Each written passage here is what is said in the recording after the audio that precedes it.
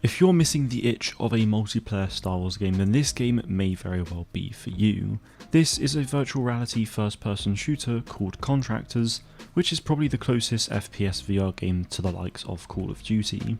In this game, there's a mod section that you can mod with new maps and loadouts.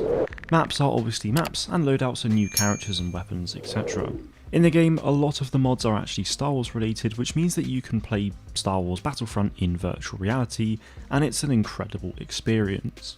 If you have a VR headset and you miss the days of Star Wars Battlefront, then this is absolutely something you should look into.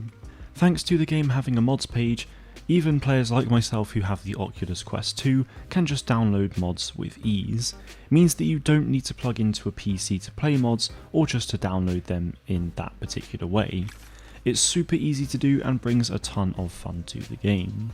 Pretty much all of the maps in the game that are Star Wars related are old Star Wars Battlefront 1 and 2 maps from 2004 and 2005, so you have the likes of Cloud City, Bespin Platforms, Renvar Citadel, Kashyyyk Docks, and so many more.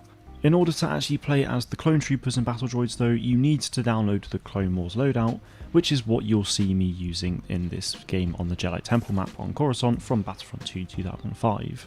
Unfortunately though, in the single player only you look like a clone and use the clone loadout, and the AI bots will just use the base game stuff, but when you play the multiplayer you can actually use the battle droids as well, and you'll see everyone else as clones and droids, which is awesome.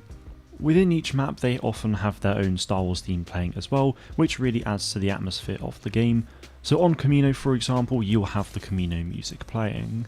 Characters also have voice lines from Star Wars Battlefront 2 2017, so you'll often hear the battle droids screaming things like "For the Separatist Alliance," and clones will often say things like "For the honour of our brothers." The people who created these mods have genuinely done a great job, and as far as I can tell they'll continue to receive updates, so I'm really hoping we'll get to see many more maps from the original games, as well as custom ones, on top of having more loadouts like the First Order Resistance and the Rebellion versus the Empire. So if there are any modders out there who are thinking of getting into this game to mod it, please know that I and many others fully back you and would love that to happen. Also, if there are any current modders of this game watching, thank you for all of your hard work so far. It's really awesome to experience and I'm really excited for more. Talking a little bit more about the game then, in Contractors you physically have to reload the guns yourself, which is really cool. So within the Clone Wars mod, some guns just overheat, and then you'll have to cool them down by just leaving them for a sec, whereas most guns will actually have a magazine that pops out once it's been used, so you can then just put another one in, and it's honestly really fun to do. The Clone Wars loadout mod is also very much just content taken from Battlefront 2 2017, so pretty much all of the character models, weapons, voice lines and other stuff are taken from Battlefront 2 2017, and there is also a custom Judland Wastes map on Tatooine which uses Battlefront 2015 stuff as well.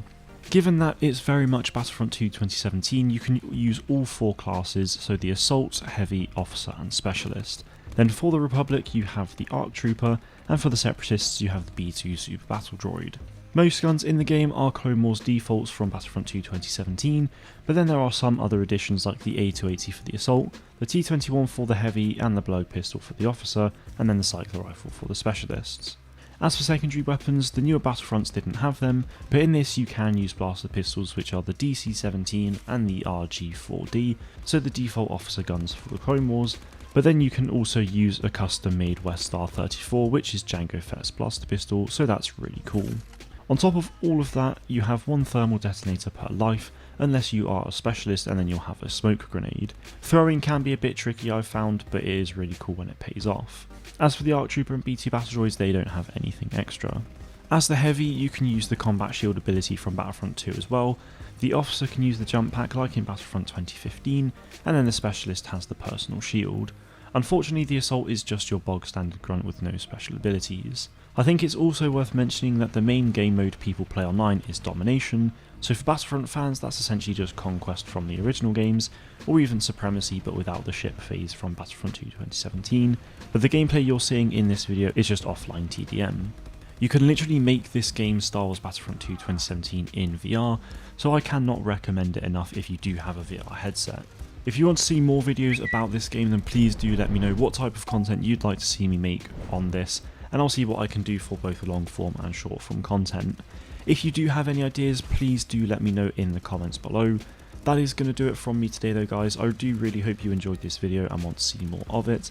Thank you all very much for watching, and may the force be with you always.